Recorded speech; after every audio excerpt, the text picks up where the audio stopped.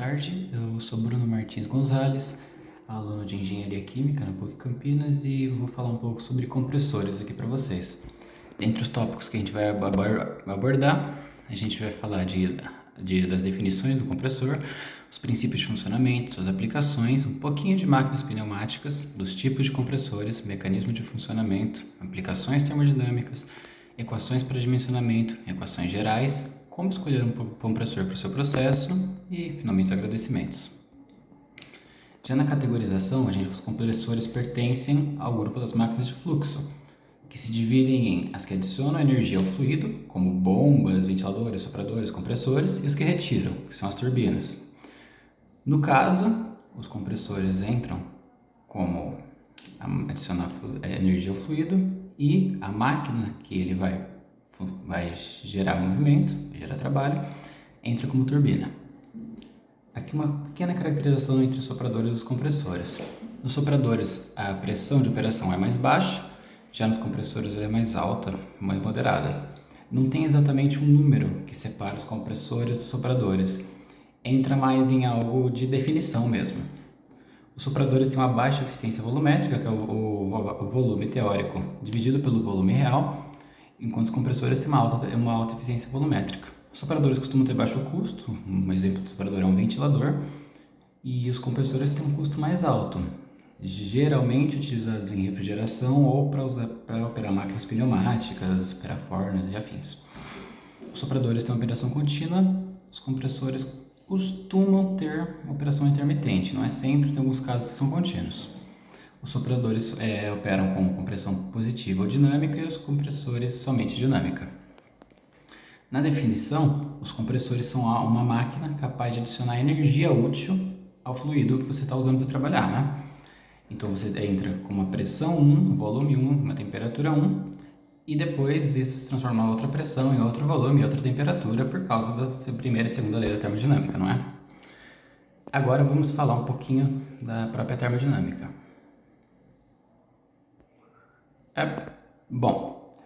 Basicamente, o que explica a parte termodinâmica do compressor são as duas primeiras leis. A primeira lei, que é de conservação de energia, afirma que a conservação total de energia durante a compressão aumenta, resultando em elevações na pressão e na temperatura do gás. Simultaneamente, a segunda lei impõe limites à eficiência do processo, destacando a irreversibilidade inerente à compressão. Aqui a gente tem que a mudança de energia do gás é igual a soma do calor do gás e do trabalho dele, menos trabalho. Algumas aplicações que podem ser classificadas em compressores industriais, ordinários, de processo, de refrigeração e de vácuo. Os compressores industriais basicamente fornecem ar comprimido em vários pontos da indústria, né? Geralmente é o compressor e o seu reservatório. Os compressores ordinários são aquele compressor que você vê usando para pintura, em algumas oficinas mecânicas, você consegue ver parafusadeiras pneumáticas, politrizes e afins. Os compressores de processo geralmente são utilizados em processos, né? Como no exemplo que eu usei, os aeradores de estação de tratamento de esgoto, ou para adicionar ar no craqueamento catalítico do petróleo.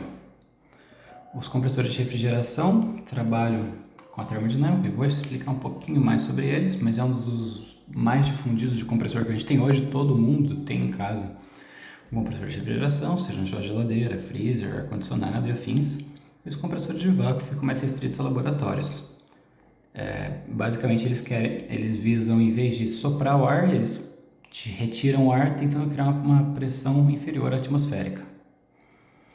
As máquinas pneumáticas têm esse funcionamento, onde um lado tem maior pressão, outro menor pressão. Como eu disse mais cedo, eles agem como turbina, transformando o gás, né, a diferença de pressão em trabalho. Aqui um pequeno exemplo de um sistema de ar comprimido. A gente tem ar compressor,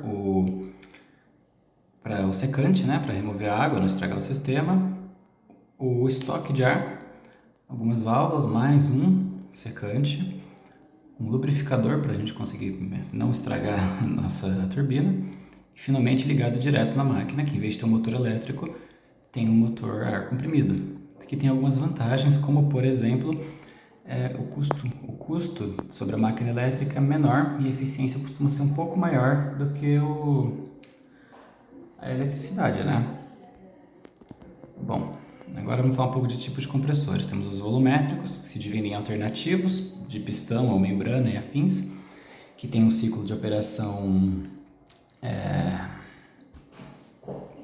intermitente, né? Os volumétricos são os rotativos, como são de palhetas, lóbulos, parafusos.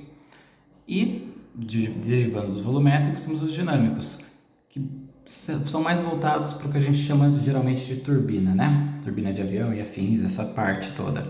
São compressores que não tem essa parada no meio.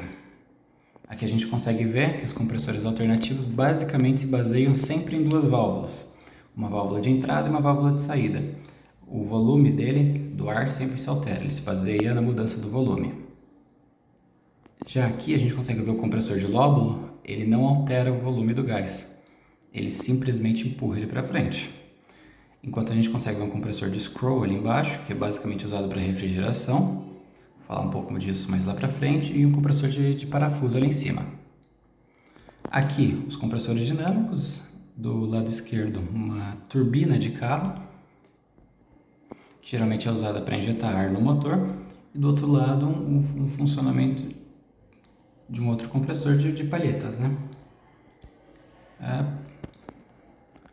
Aqui algumas aplicações termodinâmicas, a gente tem aqui o ciclo de Carnot, né? Que é uma compressão adiabática, uma expansão isotérmica, uma expansão adiabática, uma compressão isotérmica, e um pouquinho mais fácil de visualizar aqui, o compressor comprime o ar, uma serpentina com um diâmetro menor, que é o condensador, onde o gás vai esquentar, pensando na compressão. Depois a gente tem a expansão vai esfriar, o gás vai esfriar, né? E vai retirar o calor do lado frio.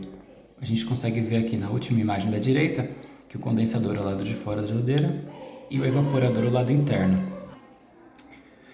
Aqui a gente tem um pouquinho de cada compressor para refrigeração. A gente tem muito compressor reciprocativo ou de pistão na refrigeração alimentícia, né? Freezers e geladeiras. O rotativo é um pouco mais difícil da gente ver, mas a gente vê bastante em ar-condicionado. E o de scroll é exclusivamente de ar-condicionado. Agora, se você quiser dimensionar um sistema de ar comprimido, uma parte um pouco mais básica, a gente vai falar um pouco mais de análise avançada um pouco mais para frente, mas tem que considerar o que na hora de escolher um compressor? O tempo de operação contínua, quanto tempo o fabricante recomenda que ele passe ligado, a pressão máxima do sistema, né? A pressão que você necessita, tudo isso é tabelado, a eficiência energética, ou seja, o quanto ele vai consumir, se ele vai ser monofásico, bifásico, trifásico e afins, e a sua demanda do sistema. Uma análise básica da demanda é você somar o consumo de todas as máquinas pneumáticas que você tem, isso também é tabelado do fabricante, e a unidade é em pés cúbicos por minuto. Você vai dividir o total por 2, que é a intermitência do seu compressor, e multiplicar pela eficiência, que geralmente em torno de 75%. Um pouco de equacionamento geral, onde a gente pode ver a equação de velocidade específica, diâmetro específico, razão de compressão, potência e balanço de energia. Não me atentei muito a essas, eu estou pensando numa aplicação um pouco mais prática. E agora os fatores de escolha. Você tem que pensar na vazão do gás, o quanto ele vai demorar para encher o seu reservatório, a pressão de entrada e de saída, a pressão que ele trabalha, né? Porque você também pode usar os compressores em estágios para aumentar essa pressão. As propriedades do gás, que você pode usar, por exemplo, desde o ar até freon, N-pentano e afins para refrigeração. A refrigeração do compressor, que é o que garante a vida útil dele, é onde ele vai dissipar todo esse calor formado, né? E o custo do equipamento, uma parte muito importante. Aqui a gente tem eu coloquei uma tabelinha da conversão do quanto é um compressor de pistão para um compressor de parafuso. E é isso, gente. Obrigado.